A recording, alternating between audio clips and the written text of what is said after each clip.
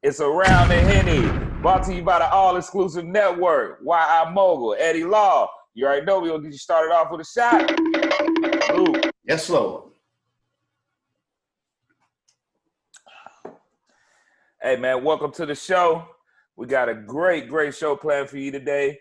We got a great guest coming on today, Mr. William Big Sleeps Stewart. So we definitely excited to brother, actor, definitely doing his thing right now. Director. And we definitely want to remind you to drink responsibly. Yes, Lord. Definitely want to drink responsibly. Don't drink and drive. Enjoy Around the Henny, but drink responsibly. Yeah. So how you feeling, Eddie Law? Man, I'm feeling good. I'm in the neighborhood once again, man. I do what I do when I do when I do. You know what I mean? Nice. Face ass. Yeah. That's what's up, man. Well, I hope you're ready for this question, boy, because if you get it wrong, you're taking shots, boy. Why, I'm always ready for that. All right, man. All right. So, you already know, if you get it wrong, 2 shots. Or if you get it wrong, you take a shot, do multiple choice, and you get it wrong, you take 2 shots. Yeah. All right, solid. So, your question today is, in what year did Chevrolet first introduce the Corvette? That's a good question right there. Yeah. And I really don't know. I'm just going to take a stab in the dark and say 1964. I'm going to give you multiple choice, man. No, because I don't feel like taking 2 shots. Oh, man. Shambles. All right, well, that's wrong. That's wrong. Yeah, so take a shot. I got you. When was it? The answer is 1953. I know a little bit about cars. I know that's when they were starting doing that stuff. Oh, that's when they started doing that stuff. Invented the wheel-looking head ass. Yeah, feel that burn, my boy. No, that's all good. Me and Henny get along. That's what it do. So yeah, that's Chevy right there. Shout out to Chevy. My first car was a Chevy, man. We love them. My first car was a Saab. Face ass. You couldn't drive for shit either. It was a stick, Pop, but I learned how to do it. I learned how to do it good, man. But at the end of the day, we ran clean now, so you know what I mean? Easy work. Easy. That boy whipping in the beaver. He jumping out the gym. Nah, that's solid. Yeah, So I got the Henny fact for y'all today. Let me hear it. Today's Henny fact is the world's longest mountain chain is underwater. The world's longest chain is underwater. Mountain chain is underwater. The Earth's longest chain of mountains, the mid-ocean ridge, is almost entirely beneath the ocean. It stretches across a distance of 65,000 kilometers. It's said that this mountain chain is less explored than the surface of Venus and Mars. Yeah, so nobody going down space than we know about the ocean, and that's kind of crazy because we don't need all this training and stuff. I mean, but it's a whole other thing. Yeah. So that's pretty interesting. Ain't nobody going down to that mountain. Man, it's underwater. Nah, I ain't going. Yeah, shout out to the people who invented it or founded it, whatever. Yeah, well, God definitely invented it, but shout out to the people who went down there and explored it. Exactly. What we talking about today, man? Yeah, because we can get very loquacious on many different things. So my thing, the thing that I want to bring to the table today, topic, who is to you some of the top best movie directors in the game? Okay. I'm a definitely let's see here. I actually had a couple. So I'm gonna definitely say John Singleton. John Singleton's art, rest in peace. He always has a powerful message in his movies most of the time. And he's a great storyteller as well.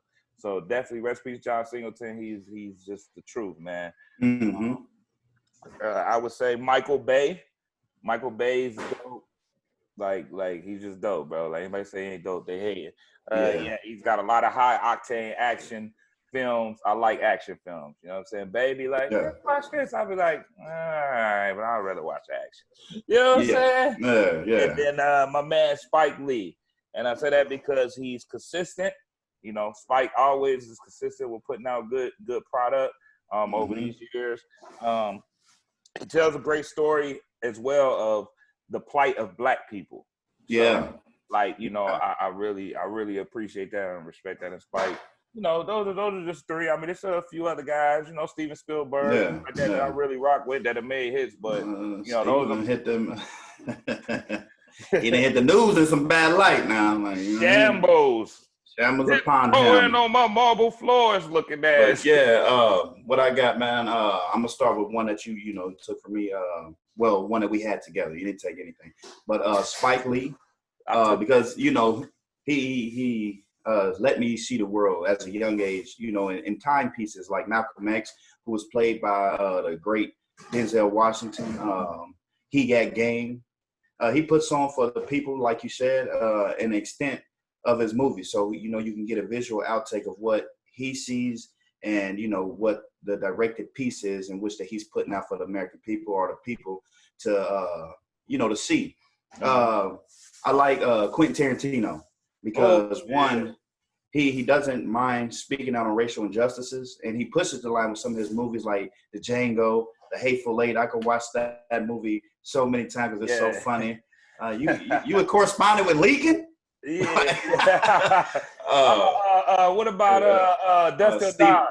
Yeah, From Dusk Till Dawn.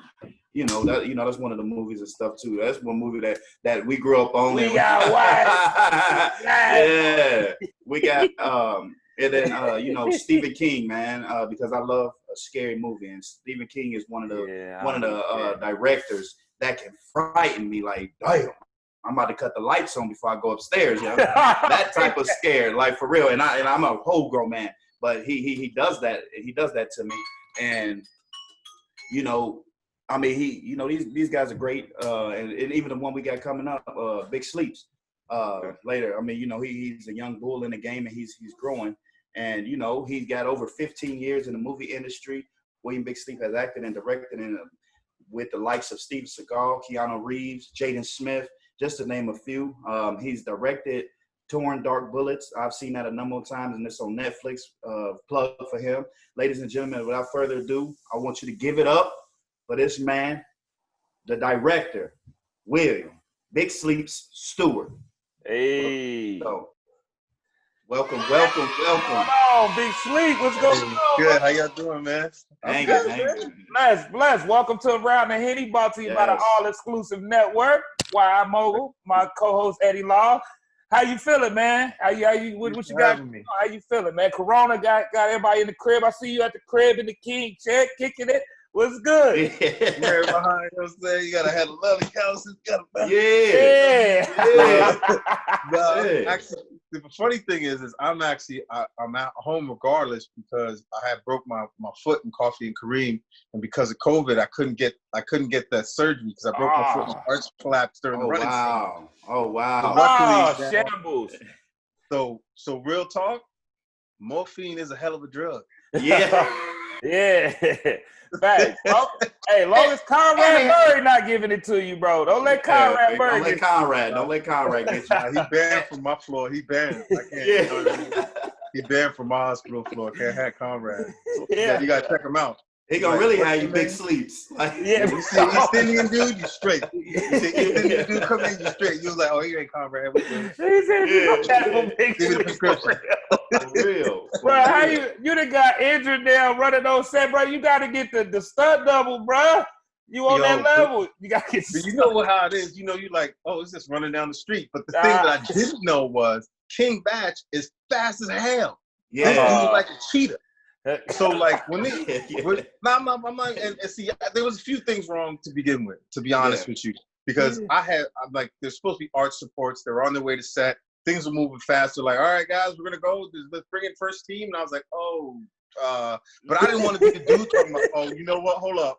They said the arch supports can be here in like 5 minutes. But I know y'all ready to go. I know Ed Helms, everybody ready to go, but I got to wait for the arch supports. And I was wearing Timbs. So I should have known right there and then. That as soon as I got to set, I should have requested the arch supports because anybody running in Timbs gets caught or something bad happens. They get caught by the police or whatever, right? So, yeah.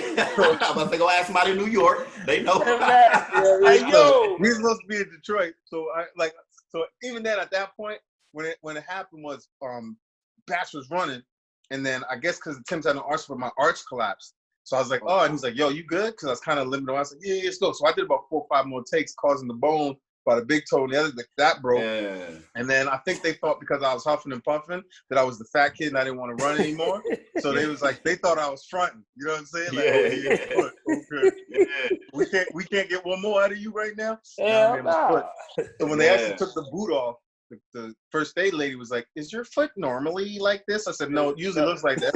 Yeah. Like, stop playing with me. Like, stop playing with me. They only gave me one pair. They both usually look the same.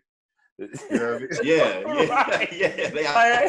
They go twins. Like, yeah, this bone doesn't stick out like that normally. Nah. Yeah. You better get a damn Oscar or a damn Medal of Valor or something for that shit. They gave me a knee scooter. I got a knee scooter. Knee scooter. Oh, yeah. All that pressure.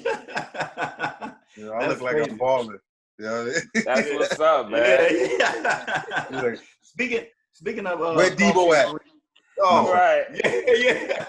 Millennial. Yeah, it happened. Speaking on Coffee and Kareem, how was it working with Taraji P. Henson, David Allen Greer, Andrew Batch, which we just brought up? I know the scene was awesome, and I know the chemistry was flowing. So can you tell us a little bit about that experience and some of the knowledge and what you gained from, working with those talented actors? Well, you obviously know, like, I mean, I didn't have scenes with David, but just him being on set. I mean, Batch and I, see, he gonna kill me, but we turned into like little girls when we knew that I was David Allen Greer on set. Oh my God. Yeah. Right, but because we was hyped, we was like, yo, he's a legend. But we didn't actually get to do scenes with him. But you just kind of get the quick haze and whatever. He wasn't like, a lot of dudes that just see you and just give your head nod, don't say nothing. But he was really kind of, hey, how y'all doing? Da-da-da-da. But we were heading to set and he was gone. But then I had went back to the trailer and I was like, oh, what, he's still here. I said my hellos, and then I didn't want to be like, hey man, can I get a picture? So because I had to get back, but I mean, but then, so that's that. Those are highlights, right? And then, when you look at it, like Taraji P. Henson, and I mean, you look at Taraji, Ed, King Bass, Ron Rico Lee, like, you look at Taraji, like I call her Queen B, because what like people don't think is like what you see is what you get. Yeah, like she is the same cool ass person that you're gonna meet and see. She's not corny. You're not dealing with somebody that, I'm on my own tent, all in my space and that. Yeah. She's just cool. Hey, good morning, how y'all doing? And it says a lot when you're dealing with somebody like that who understands professionalism. And then also too, you got to remember the climate that we're in, to have somebody who's already spreading the love to other Black actors, which a lot of times you don't see a lot of movies like that on Netflix with that many Black actors, like at all. Like it's very far and few.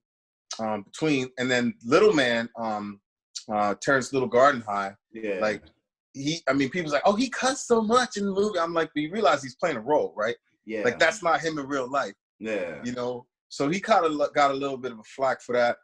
But just watching him as a young child and how professional he was made me kind of go, oh yeah, you know what? If Shorty killing it like that, y'all, you better step the game up, because the only reason why Terrence was like a motherfucker in there, he was. Yeah, but here's the thing a lot of people don't know was like, and you have to really think, he's a kid, it's a script. He's being told to say this. Yeah. He's being told, there's adults telling him to say it.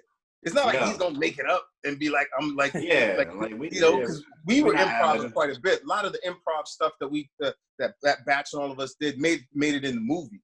But for him, he's got to say kind of things that he's being told, and he was kind of bummed about it. And I said, yo, like, don't worry about it, man. Like, you just doing your job. But every take, he would apologize to Ed and Taraji until the point they were like, you just doing your job. You're being a professional. It's all good. And his mom and his father only let him do that movie because the deal they had was not that they wanted him because of the cussing, but they realized for a child not to do a movie like that with Taraji, and it's a dream of their own child. Yeah. And then they made him promise that money's going to be used for college, and I was like, enough said. So on that note, and then it kind of just made us think, because you have to think, between Batch, Ron Rico, and I, we fools. Like we clicked from the read. And it was hot as hell watching Taraji pop them people at the end. I was like, oh, turn up. Like, I'm about not to give away. Yeah, like she got to go it. I'm like, oh yeah. And like, what would you say, like, given that, like, what is one of the biggest misconceptions of Hollywood that you have seen so far, like, in your time? Everybody thinks it's glitz and glamour. Like, everybody thinks it's when you're on set, it's always like, no, it's like 12, 13 hours, 14 hours of just wanting to blow your head off. Hope you got to remember your lines. Yeah. A lot of times, like, you're as actors, you're either kind of running lines together, or you kind of by yourself in your room trying to talk to your family, or you're trying to do a bunch of other things. And most people when they come home talking about, oh, I worked overtime 9 hours today, I just look at them like, 9 hours, that's like hot snack for us. We got 3 hours plus to go. Exactly. You're talking about 9 hours. Oh my God. Yeah. So you get an 8.5 hour paycheck. Oh my God. For real. That's solid. A lot of people don't understand. We got like 14, sometimes 15-hour days, not including your travel time, and then to come back and do it all again the next day. And then you got to remember the crew's doing that too.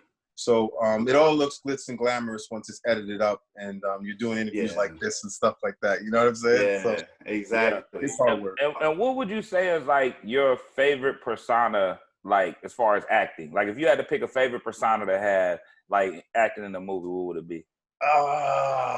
See, I like comedy because I'm a fool. Like that. I mean, just from the last few movies, I think it was Seth Rogen and them actually gave me an opportunity to be in Game Over Man. So even Seth, I had done movies with them in the past. So when I auditioned for this, because I was like, yo, just let me audition for stuff. Don't hand me nothing, but they hand me good boys because whatever. Yeah. But that's love, baby. Yeah. That's love. Hey. But I like to work hard. But it was one of those things with that at my first audition when they finally saw it, they're like, Sleeps, we didn't know you were funny. I'm like, well, 50-50. I was like a Trinidadian nurse walking down the hallway. You know what I'm saying? Like Google me. Google me. Chuck my lines. You know what I mean? Lines, because that was a last minute thing too. It was just all weird how that all worked out. I was a PA on the show at the time. I went upstairs looking for my string in my hoodie because I'm playing around. I was like, oh damn it! So I was looking for it. So I went upstairs to find costumes, get a string, and then I walked by and I heard them go, "Oh wow, we need a doorman for tomorrow." Damn, we need a doorman for tomorrow. Shoot, that shoots tomorrow. Dude, what do we do? I had just walked by and I said to the producer James, I'm like, hey, James, I'll be your doorman. And I just kept looking for the costumes person. He's like, oh, yeah, right. I got to find Seth. So in my head, I was just like, I got to audition for him. So I literally went downstairs. I was like crafty, with my fat ass trying to get some more food. and I got a call on the walkie. That was like, hey, Sleeps, where are you? I was like, I'm at Crafty. All right, stay there. Hey, what's your hat size? I was like, 7 3/8. I was like, oh, it looks like you got the part. They're going to come measure you, and they're going to make a suit for you tonight. And I was like, so tomorrow, you'll be with acting one. So done. Yeah. Right. See y'all. So, Torn Dark Bullets is a great movie. I watched it over 4 times already. And, how was it, having both hats on, directing and acting, and a great film like that, because it had a great message. And, I produced that one. Dan Rizzuto directed that one. Okay. But I wish I could have directed that. No, I'm sure. It was good. It's coming, baby. It's coming. You know what I'm saying? What would you say is like your, like, if you had to pick your dream cast, give me your dream cast and what kind of movie, like give it to me. You know what I'm saying? You could if you was going to ask me something about Torn. You was going to ask me something about Torn, but then I'm not. So okay, but I'll do this one. I'll do this one because I'm trying to buy time to think. I'm like, damn, you trying to. We can come back to mine because it was kind of mean. If I had a dream cast, like, to be honest, I know this is gonna, and I know I'm definitely probably gonna be forgetting some people. I would probably for sure pick obviously Denzel. I would definitely pick oh my God, his name is like Get Out. What's the dude? Get Out, English dude from Get Out. You talking about the black dude who was in the movie, or you talking about? Yeah. I don't know. He in that new movie that's coming out. Yeah. I know who you're talking about, but I can't think of his name either. He that guy. He's a good guy. Yeah, I would him. I would definitely have like Taraji for sure. I would let me see. Angela Bassett. Yeah, she's a goat. Lawrence Fishburne, 100%. Facts. I would probably. You know I don't like. I was about to do it there. Fishburne. You know I don't like. Gotta bring furious. Hey, whisper. You know I don't. You know I don't like. What's kind of my split? Don Cheadle. Huh? Yeah. Don Cheadle, yeah. Who else would I bring in? I would definitely have. Well, my brain is just. Man. Morris Chestnut. I definitely have him in it because he old school. He could bring in that because he come with this. Yeah. With the for the ladies. Yeah. And, yeah. Oh my God. What kind of movie would it be? You know what? I would probably make it a dramedy. Okay. I think okay. It would probably be something where at least people can show their acting chops in a sense, but I would have comedy help push the narrative. Yeah. In a sense, so it's not so stiff. I think we like Torn Dark Bullets is a very, very sensitive topic when it comes to being black, systematic racism. Young black men can't even leave the house to go get like a soda or a bag of potato chips and come home without something. Can't take his headphones out.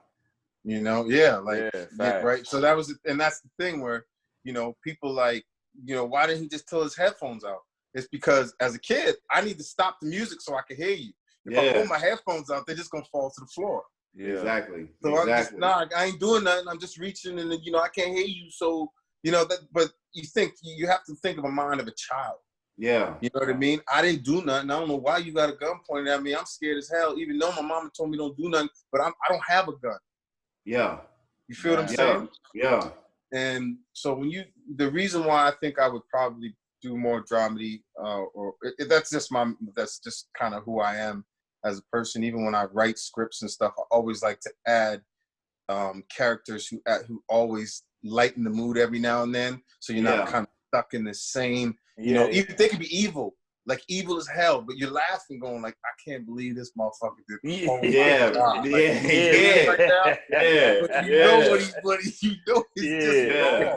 Exactly. That's facts. I see you.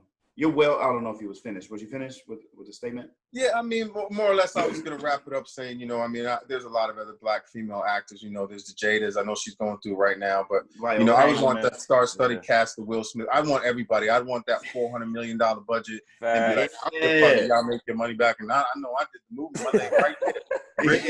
Director, actor, executive producer. Like, I wouldn't care. I'd be like, that's on y'all to make the money back. I got my money. Exactly. I get paid on all the other ones I did because all these people was in. Exactly. I see you're well traveled from Italy, all over Europe, and everywhere like that. Dream places. Like, what's the dream place that you would like to shoot a movie at? To be honest with you, it would probably be in New York, in Brooklyn. Okay. I think I would like to just kind of. I got to go to Italy and stuff like that because I was I was at a homie's wedding, and I got to see so many beautiful places while we were there, even just London, England. There's so many, but I think the very first place that I would really want to film, it would be, I would probably do half of it in Brooklyn, half of it in Toronto, because I was born in Toronto. Yeah. And you could get what you need out of Toronto from New York, but I think when you need the brownstones, you need all that good, the projects and all that, I would definitely go back. I would be in New York. And the reason why I say that is because there's a certain energy about New York. You know what I mean? It's like, even though the person's at work, they still gonna be the same person talking to you. Like, hey man, I don't care, son. Like, you can't come at me like that. Yo, I know y'all rolling, but yo, man, I'm on the phone with my girl right now, son. They got me tight. They got me tight. Yeah, that's facts, bro. New York, I will say that, bro. I'd have been all around the world. New Yorkers, New York is awesome. They special. One thing about New York, really man, feel they had cinematic community. They would just cinematic community. Exactly. I got cinematic community, bro. I don't know what you're talking about, son. Same. And Yeah, I remember my first time man, up make there. y'all move your bed. I gotta go, man. I'll holler back at you. Yeah, All right? Like Tyrone, we need you to sound like you're from the Caribbean. Yo, Like, but I can't, son. I can't. Yeah. What the blood clot, son? Yeah, for real. Hey, that's And, fact. I see you enjoy a nice glass of wine. When you're yourself at home or abroad. What's your favorite if you had to choose?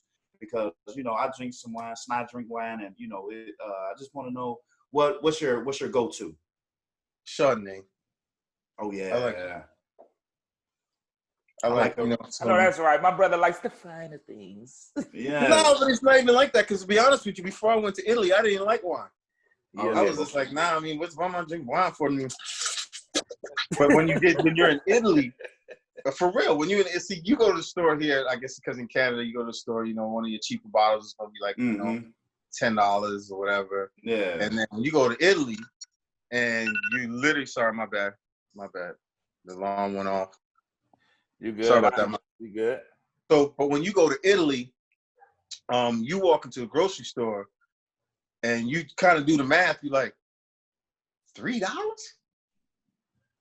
Yeah. $3. Yo, I'm gonna grab 40s right now. 40s right now.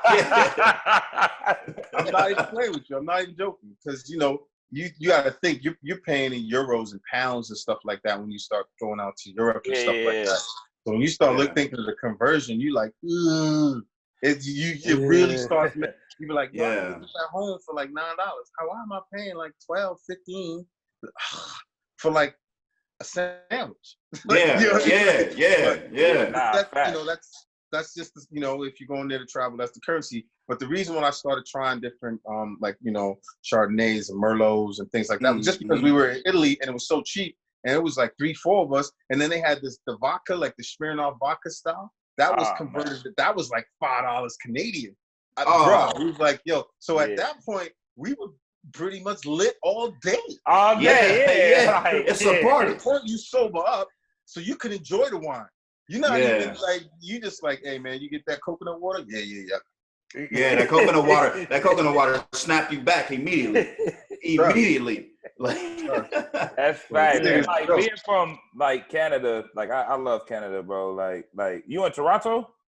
No, I'm in Vancouver. I was born in Toronto. Okay. I ain't been to Vancouver yet. I've been to like Gatineau, Ottawa, Toronto. Yeah. I love Canada, bro. You love it out here. I ain't gonna cap. The only thing about Canada is like y'all don't have dollar bills, so it's like you have a pocket full of change and shit.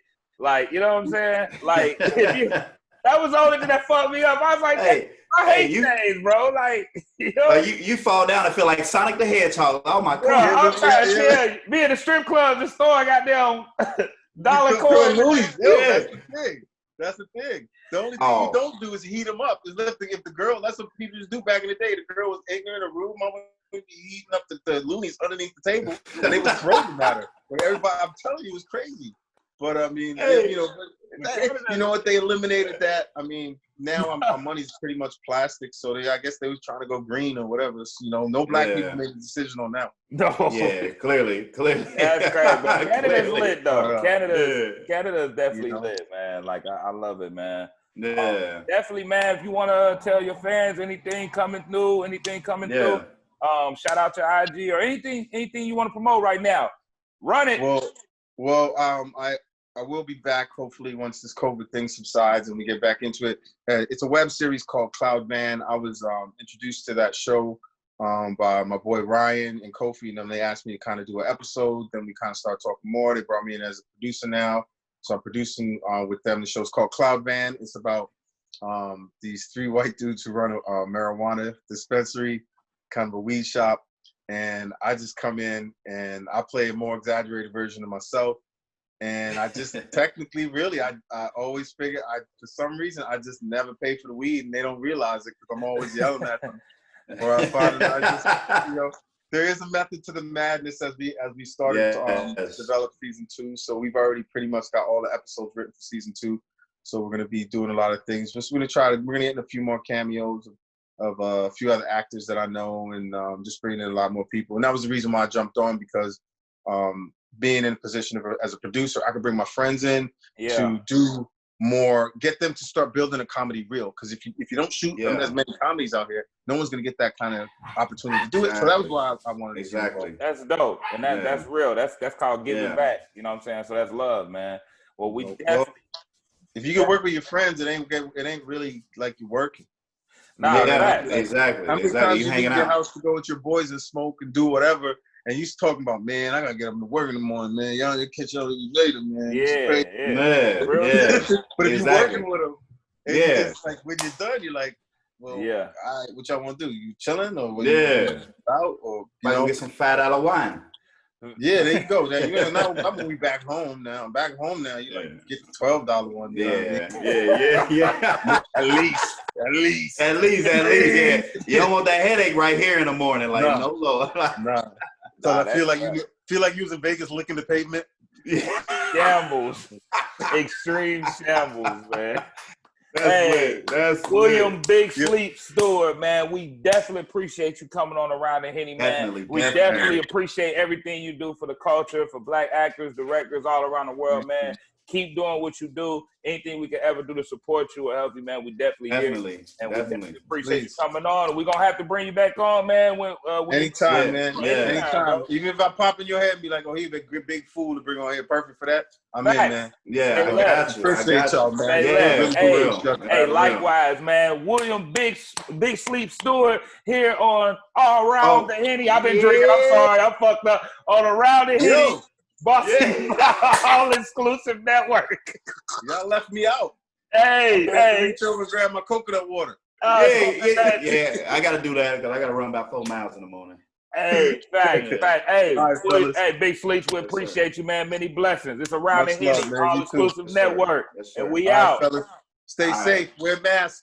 Yes, sir. Yes, sir. My man. We out.